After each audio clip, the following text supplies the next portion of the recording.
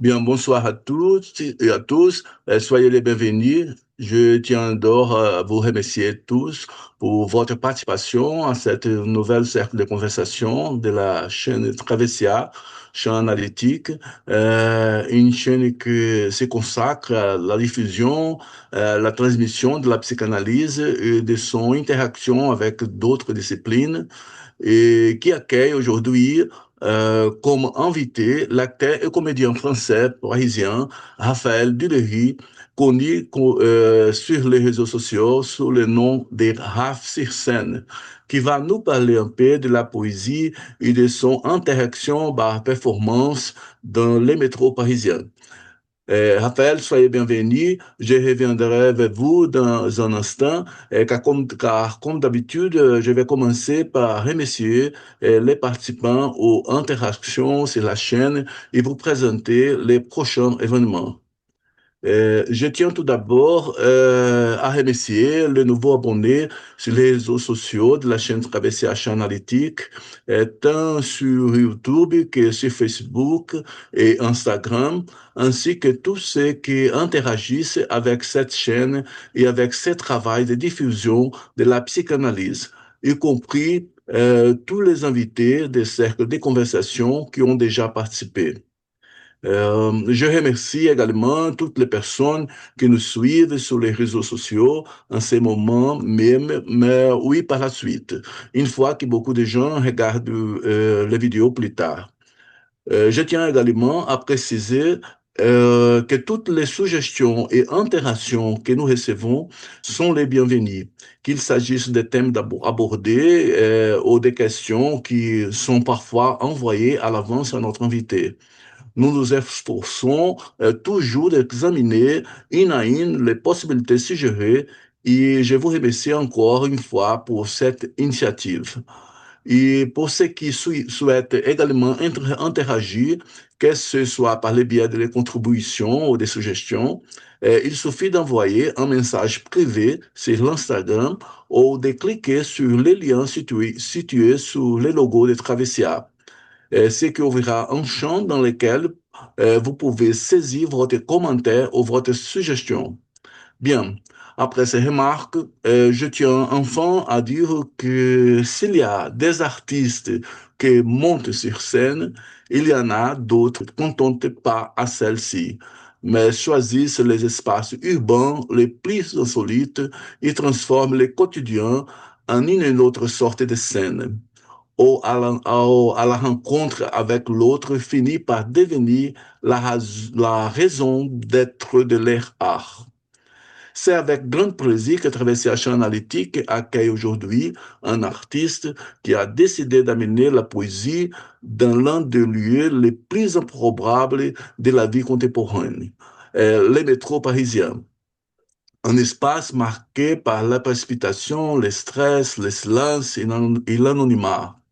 Un espace qui, entre ses mains, se transforme en un territoire de culte, de surprise et d'humanité.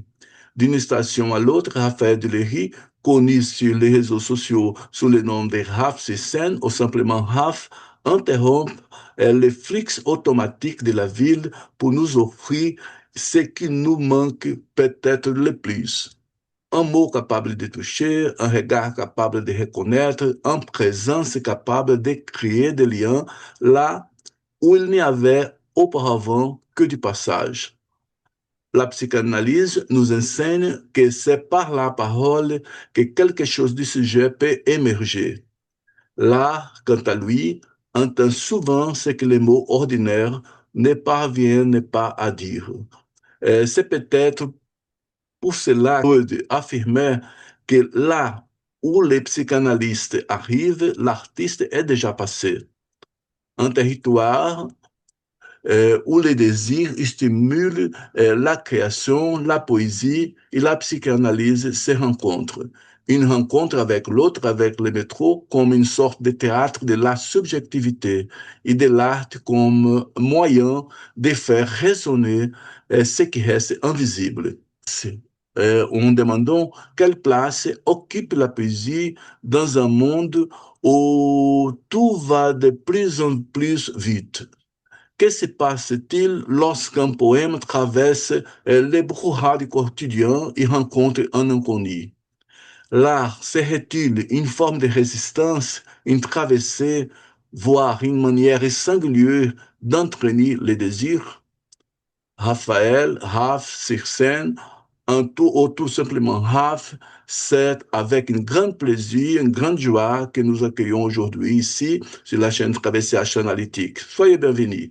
Et pour commencer, j'aimerais Merci. revenir et pour commencer, j'aimerais revenir dans une interview que vous avez récemment accordée au quotidien LTA, où vous avez déclaré que ce qui vous avait poussé à commencer à réciter des poèmes dans le métro, c'était une sorte de fait antérieur et que l'on pourrait traduire en psychanalyse peut-être par un désir qui réclame de s'exprimer.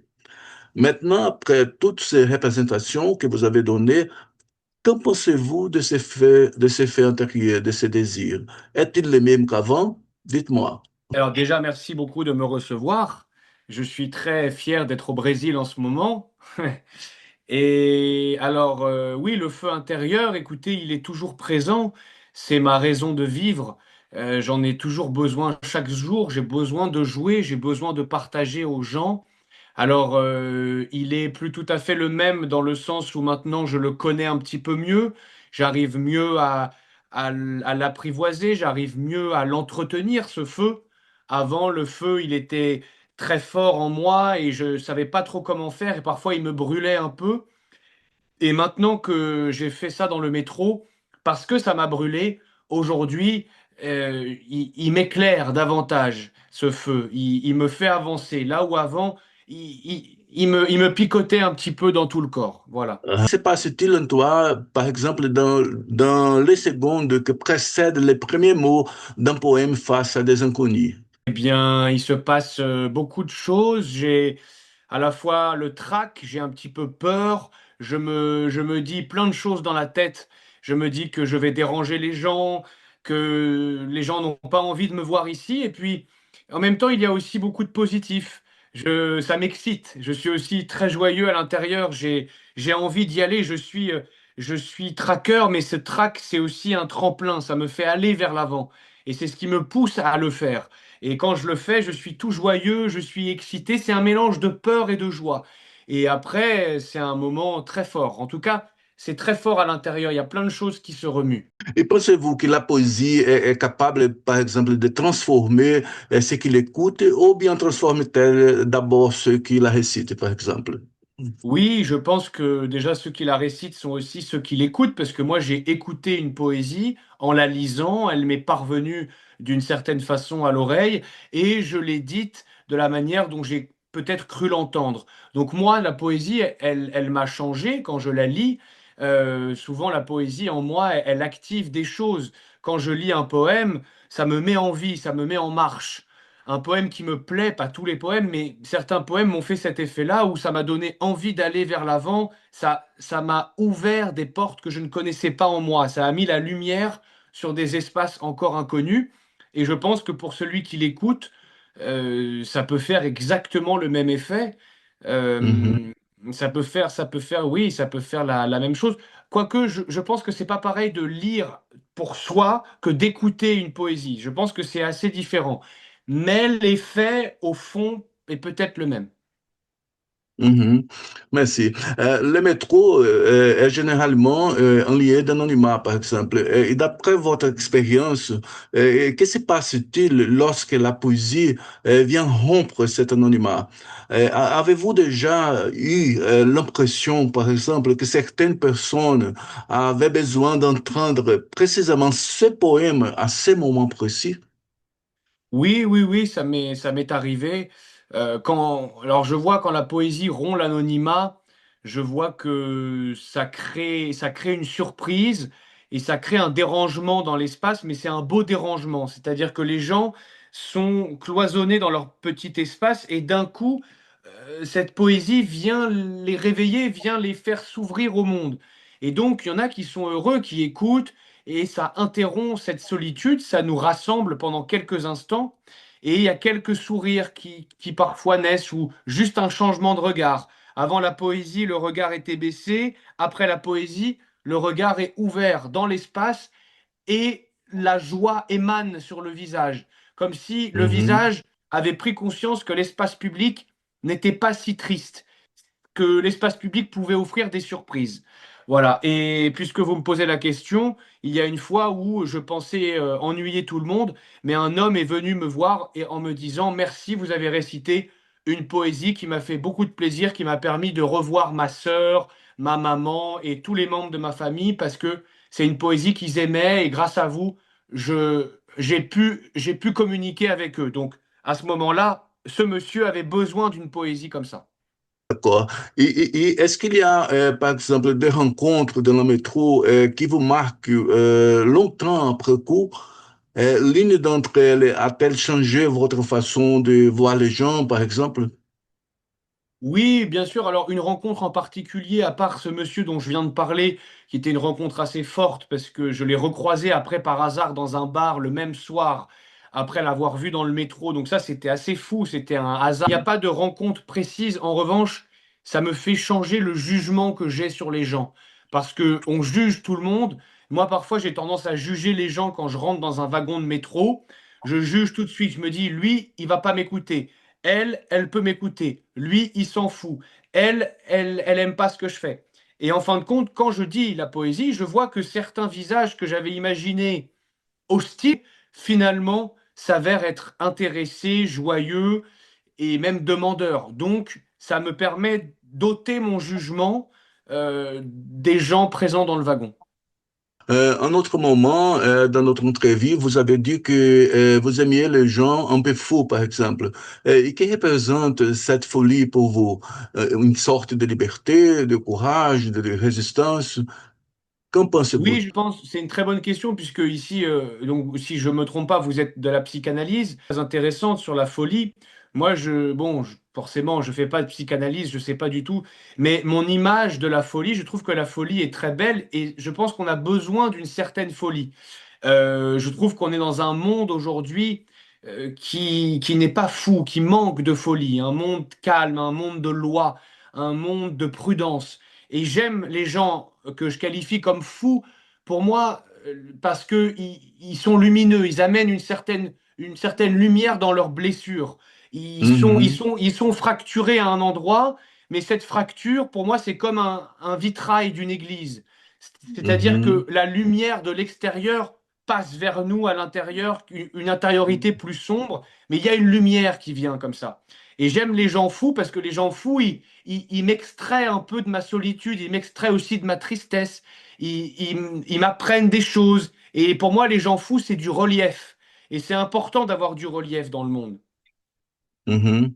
Avec la poésie, par exemple, dans un monde où tout va de plus en plus vite, la poésie est-elle encore être un geste de résistance, à ton avis?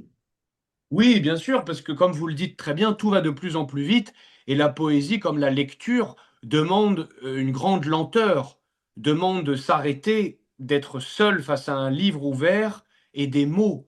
Et ça demande beaucoup de résistance dans un monde où on est en permanence appelé, notifié, happé par des notifications, plein de choses qui viennent interrompre cette concentration et cette lenteur qui est pour moi vitale. Cette lenteur, c'est là où la vie germe, où le plus beau peut naître, c'est dans la lenteur, je crois. C'est là où on voit les plus belles choses. Et je pense que c'est là où la poésie naît aussi, c'est dans la lenteur. Donc, la poésie est une forme de résistance. Ça, j'en suis certain. Une forme de résistance à la vitesse, à l'ignorance, à l'indifférence et aussi à la laideur. Parce que la poésie, ça reste quand même, je crois, pour moi aussi une ode à la beauté. Oui, d'accord. Et y a-t-il un poète qui continue jusqu'aujourd'hui à dialoguer avec vous de la même manière, par exemple, qu'il le faisait lorsque vous étiez adolescent?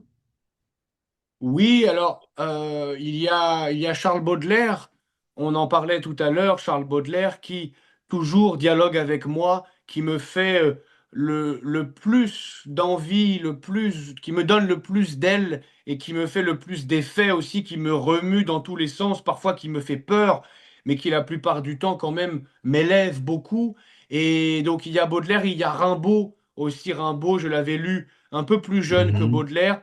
Et Rimbaud, plus je grandis, plus je me rends compte de cette étoile filante, de ce génie jeune qu'il avait, d'une comète comme ça qui est venue tout chambouler. Et il me parle beaucoup, Rimbaud, aujourd'hui. Beaucoup. C'est presque, Rimbaud, j'ai l'impression que c'est de la philosophie. C'est comme, c'est presque religieux à certains moments, Rimbaud. C'est un appel vraiment, il a des visions, quoi. C'est fou. Oui, d'accord. Vous avez cité Baudelaire et évoqué la paix, par exemple, qui se cite en certains poèmes. De certaine manière, la beauté aussi être inquiétant, une beauté inquiétante. Ah oui, oui, bien sûr, je suis certain que la beauté, d'ailleurs, est à la fois belle et inquiétante. Je crois que c'est ce qui fait le beau.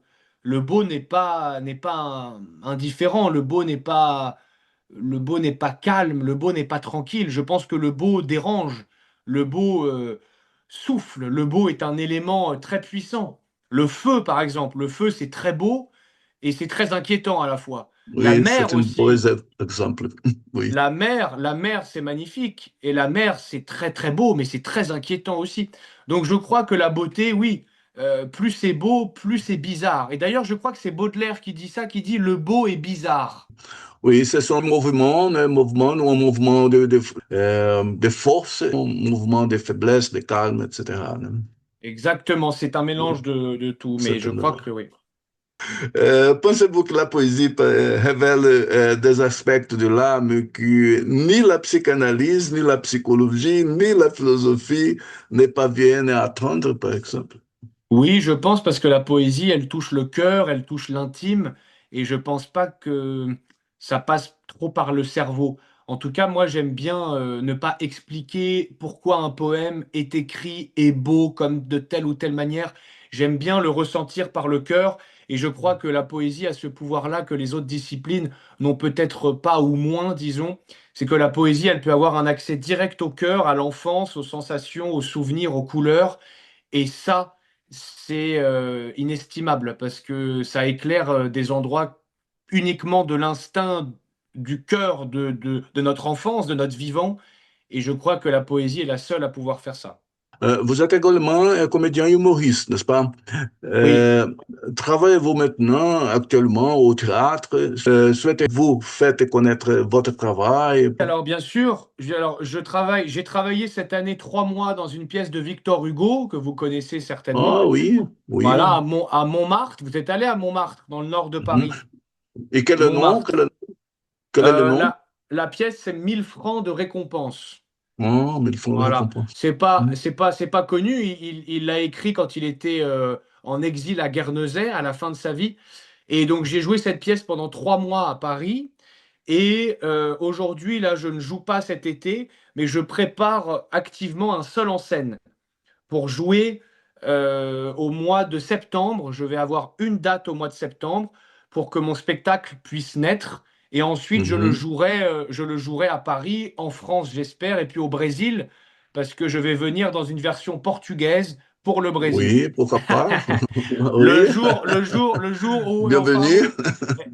le jour où eu falo português. Pero aujourd'hui, je parle pas très bien portugais, mais je connais un poème en portugais d'ailleurs. Si vous voulez, je peux vous dire un petit Ah oui, poème oui. en portugais que j'avais appris qui s'appelle je sais plus, je crois que c'est la nuit et ça fait é noite. À noite os barcos dormem. Dormem as conchas. Non, é noite. À noite os barcos dormem e dormem as conchas. Mas uma gaivota de vestido branco não tinha sono. Andava a voar por cima do mar e olhava para a noite e olhava para o mar e pôs-o no barco a esperar que acordasse o sol. Non, magnifique. Et de qui ce poème? Ce poème, c'est quel poète? Je crois, c'est un poème portugais, je crois que c'est de Raquel Garrido, un truc comme ça. Raquel Garrido. Ah, Voilà. oui, oui, Et voilà, et donc voilà, c'est la c'est seule beau. chose que je connais en portugais. Mais donc oui, je veux faire connaître mon travail et là je prépare donc un seul en scène. Voilà.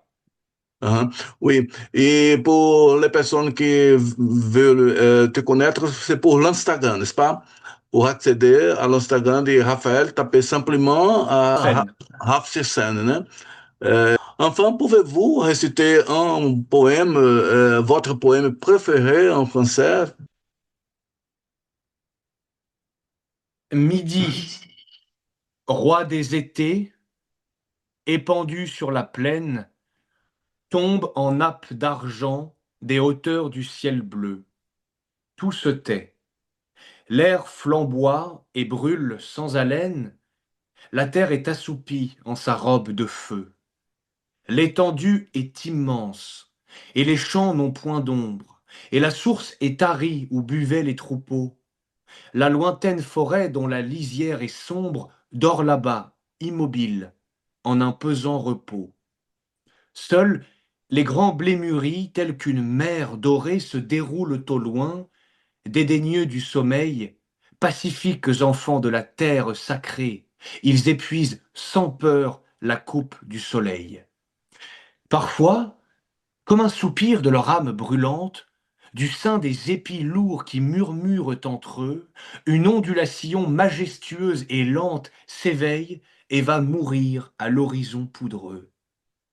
Non loin, quelques bœufs blancs couchés parmi les herbes bavent avec lenteur sur leurs fanons épais et suivent de leurs yeux languissants et superbes le songe intérieur qu'ils n'achèvent jamais. Homme, si le cœur plein de joie ou d'amertume, tu passais vers midi dans les champs radieux, fuis. La nature est vide et le soleil consume. Rien n'est vivant ici, rien n'est triste ou joyeux. Mais si, désabusé des larmes et du rire, altéré de l'oubli de ce monde agité, tu veux, ne sachant plus pardonner ou maudire, goûter une suprême et morne volupté, viens, le soleil te parle en paroles sublimes, dans sa flamme implacable, absorbe-toi sans fin, et retourne à pas lents vers les cités infimes, le cœur trempé 7 fois dans le néant divin. Magnifique, Raphaël. Magnifique. Magnifique interprétation. Bravo. Bravissimo. Muito obrigado. Et ça, c'est mon poème préféré qui s'appelle Midi, et c'est un poème de Lecomte de Lille. Des contes de Voilà. Lille. Et ça, c'est Oui. un poème que j'aime beaucoup, qui est mon poème préféré pratiquement. Oui, non, je pense que c'est mon poème préféré.